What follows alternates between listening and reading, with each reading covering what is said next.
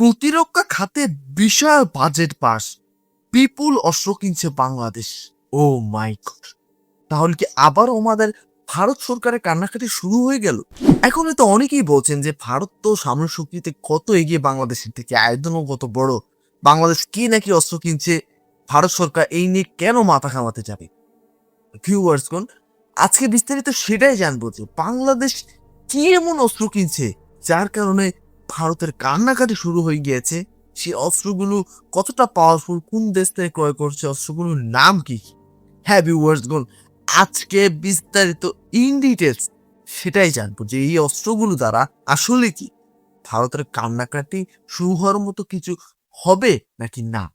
ভিউয়ার্সগণ, রুবাইতেছি আপনাদের সঙ্গে, আপনারা দেখছেন পোলাট্রিক্স ইউটিউব চ্যানেল।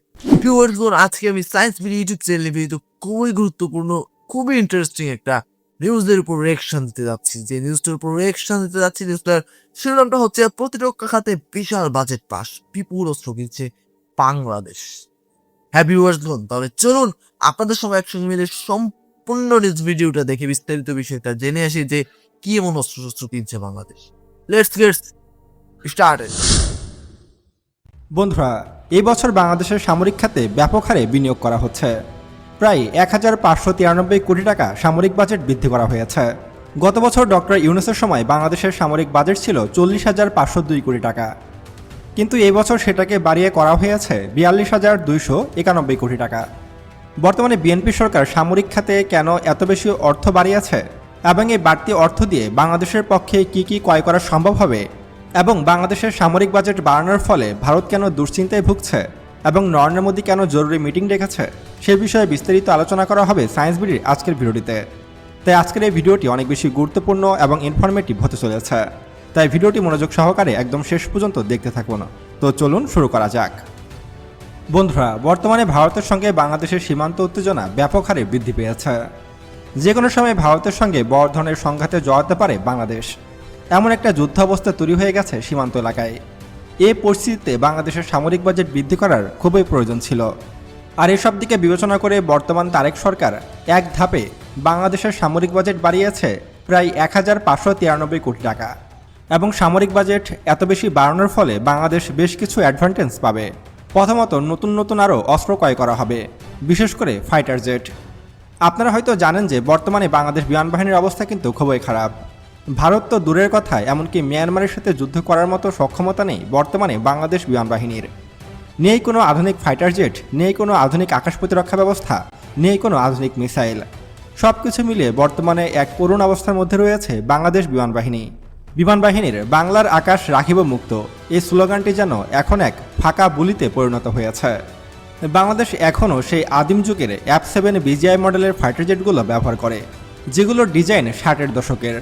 এগুলোকে মাঝে মধ্যে ক্র্যাশ করতে দেখা যায়, তাই এগুলোকে উড়ন্ত কফিনও বলে থাকে অনেকে। ভারতের শক্তিশালী রাফেলের সামনে এইসব যুদ্ধবিমান এক প্রকার খেলনা মাত্র।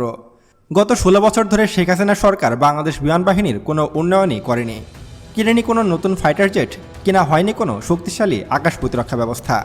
স্বৈরাচার শেখ হাসিনা বাংলাদেশ বিমান বাহিনীকে এক প্রকার মেরুদণ্ডহীন বিমান বাহিনীতে পরিণত করেছে, কিন্তু বর্তমানে তার উল্টো পথে হাঁটছে তারেক রহমান সরকার। তারেক রহমান একের পর এক যুগান্তকারী সিদ্ধান্ত হাতে নিচ্ছে। অনেকে বলেছিল তারেক রহমান নাকি ভারতের সুপারিশে এবং ভারতের ডিপ স্টেটের কারণেই নাকি বাংলাদেশের প্রধানমন্ত্রী হয়েছে, কিন্তু ব্যাপারটা তা নয়। বর্তমানে তারেক রহমান ভারতের চোখে চোখ রেখে কথা বলছে, এমনকি তারেক রহমান একের পর এক এমন সব সিদ্ধান্ত নিচ্ছে যাতে বিপাকে পড়ছে ভারত সরকার। সম্প্রতি পাকিস্তানের সঙ্গে দেখুন ভিউয়ার্স, শেখ হাসিনা সরকারের আমলে শেখ হাসিনা সরকার যেটা করেছে, মানে তিনি বাংলাদেশের প্রধানমন্ত্রী হয়ে আমাদের ভারতের নিয়ম অনুযায়ী, কথা অনুযায়ী সবকিছু পরিচালনা করত। তো আসলে এই বিষয়টা কিন্তু ঠিক না, এবং শেখ হাসিনা সরকার ওনার দেশের সামরিক শক্তিকে এতটাই খারাপ অবস্থার মধ্যে রাখতে চেয়েছে আমাদের ভারতের কথায়, যেটা আসলে ওনার দেশের জন্য কতটা ক্ষতি করছিল এটা আসলে আমি কি বলবো, উনি উনি ওনার বিষয়টাই সব থেকে বেশি ভেবেছি। হ্যাঁ, সামরিক দিকের কথাটা আমি বারবার কেন বলছি, আসলে সামরিক দিক নিয়ে সেরকম ভাবে কোনো চিন্তা ভাবনাই হয়তো ওনার কাছে ছিল না বা ওনার মাথায় ছিল না, না হলে এরকম একটা বাজে অবস্থা হওয়ার কথা ছিল না বাংলাদেশ সামরিক শক্তি। হ্যাঁ, আপনার কি মতামত অবশ্যই কমেন্ট করে জানাতে ভুলবেন না। তবে চলুন বাকি অংশটা দেখুন। সঙ্গে বেশ কয়েকবার মিটিংয়ে বসেছে বিএনপি সরকার এবং পাকিস্তানের তৈরি জ্যাব-17 থান্ডার ব্লক 3 ক্রয়ের বিষয়ে একদম চূড়ান্ত পর্যায়ে পৌঁছে গেছে বাংলাদেশ। ইতিমধ্যেই কিন্তু গত মাসে বাংলাদেশ এই জ্যাব-17 থান্ডার ব্লক 3 এর সিমুলেটরও হাতে পেয়েছে। অর্থাৎ বাংলাদেশ বিমান বাহিনী এখন জোরে সোরে এই যুদ্ধবিমানটি পরিচালনার জন্য প্রশিক্ষণ নিচ্ছে। অর্থাৎ যুদ্ধবিমানটি দেশে আসা মাত্র সেটা দিয়ে যুদ্ধ করার মতো সক্ষমতা অর্জন করে ফেলবে বাংলাদেশ বিমান বাহিনী। বর্তমানে পাকিস্তানের যুদ্ধবিমান তৈরির কারখানায় জোরে সোরে এই বিমানটি তৈরি করা হচ্ছে, আর বাংলাদেশ বিমান বাহিনী নিজেদের প্রয়োজন মতো এই বিমানটিকে আপগ্রেড করে নিচ্ছে। অর্থাৎ পাকিস্তান যে জ্যাব-17 থান্ডার ব্লক 3 তৈরি করছে সেটাকে আরও বেশি আপগ্রেড করে তারপর সেটিকে নিচ্ছে বাংলাদেশ বিমান বাহিনী। এ কারণে হয়তো এই যুদ্ধবিমানটি হাতে পেতে আর কিছু সময় লাগবে বাংলাদেশের। বাংলাদেশ মোট 36টি জ্যাব-17 থান্ডার ব্লক 3 ক্রয় করবে, আর এর সাথে মিসাইল হিসাবে নেবে চীনের তৈরি PL-15E মডেলের মিসাইল, যেগুলোকে রাফেল ধ্বংসকারী যুদ্ধবিমান বলা হয়ে থাকে। বাংলাদেশ যুদ্ধবিমান ছাড়াও চীনের কাছ থেকে VT-5 মডেলের প্রায় 48টি নতুন যুদ্ধ ট্যাঙ্ক ক্রয় করতে চলেছে। আর VT-5 হলো চীনের তৈরি একটি লাইট অ্যাটাক যুদ্ধ ট্যাঙ্ক। বাংলাদেশ যেহেতু একটি নদীমাতৃক দেশ এবং এ দেশের মাটি স্যাঁতস্যাঁতে এবং নরম, আর এই কারণে বাংলাদেশের জন্য উপযোগী একটি যুদ্ধ ট্যাঙ্ক হলো চীনের তৈরি VT-5। VT-5 এর লাইট অ্যাটাক যুদ্ধ ট্যাঙ্কগুলো আগামী কয়েক মাসের মধ্যেই বাংলাদেশ ডেলিভারি পাবে। এরকম 48টি VT-5 যুদ্ধ ট্যাঙ্ক বাংলাদেশ সেনাবাহিনীতে যুক্ত হলে বাংলাদেশ সেনাবাহিনীর সক্ষমতা বহুগুণে বৃদ্ধি পাবে। এছাড়াও বাংলাদেশ আকাশ প্রতিরক্ষা হিসাবে কিনছে তুরস্কের তৈরি স্লিপার এয়ার ডিফেন্স সিস্টেম। এই স্লিপার এয়ার ডিফেন্স সিস্টেমটি তৈরি করেছে তুরস্ক। এটি একটি লং রেঞ্জের এয়ার ডিফেন্স সিস্টেম। এটির রেঞ্জ প্রায় 200 থেকে 220 কিলোমিটার। বাংলাদেশ বর্তমানে চীনের তৈরি FM-90 মডেলের এয়ার ডিফেন্স সিস্টেম ব্যবহার করে, যেগুলোর রেঞ্জ মাত্র 15 কিলোমিটার। তুরস্কের তৈরি যখন এই স্লিপার এয়ার ডিফেন্স সিস্টেমটি বাংলাদেশ হাতে পেয়ে যাবে, তখন বাংলাদেশের আকাশ প্রতিরক্ষা ব্যবস্থা বহুগুণে বেড়ে যাবে। এবার আসি বাংলাদেশ নৌবাহিনীর কাছে। বাংলাদেশ নৌবাহিনীতে যুক্ত হতে পারে আরও নতুন দুটি সাবমেরিন। বর্তমানে বাংলাদেশ নৌবাহিনী মিং ক্লাসের দুটি সাবমেরিন ব্যবহার করছে, যেগুলো বেশ পুরনো মডেলের সাবমেরিন। নতুন করে বাংলাদেশ নৌবাহিনীতে যুক্ত হতে পারে চীনের তৈরি অত্যাধুনিক শার্ক ক্লাস সাবমেরিন, যেগুলো খুবই শক্তিশালী এবং দানবাকৃতির সাবমেরিন।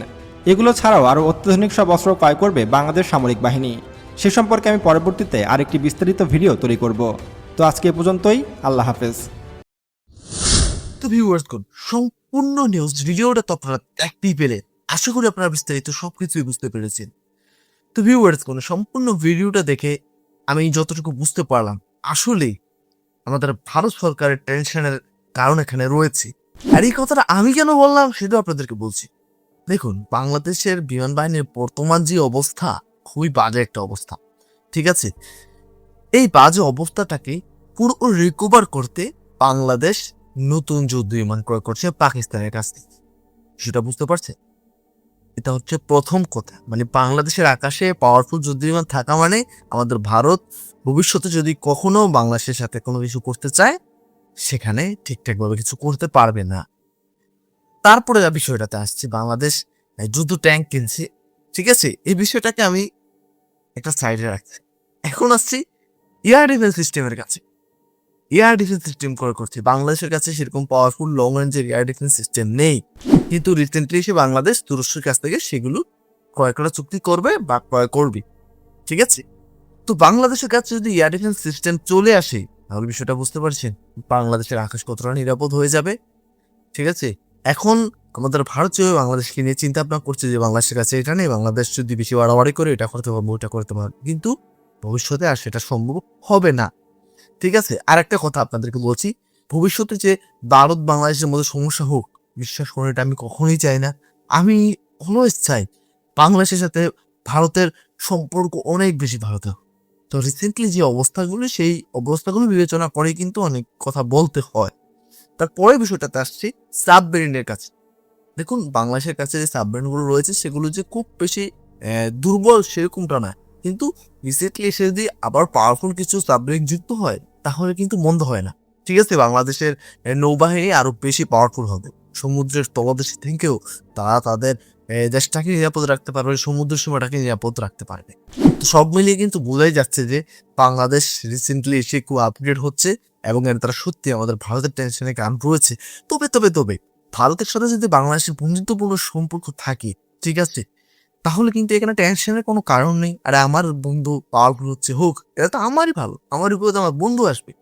তো এখানে যে উগ্রবাদী নেতাদের কারণে ভারত বাংলাদেশের মধ্যে যা যা হচ্ছে এটা নিয়ে আসলে খুবই ডিপ্রেসড।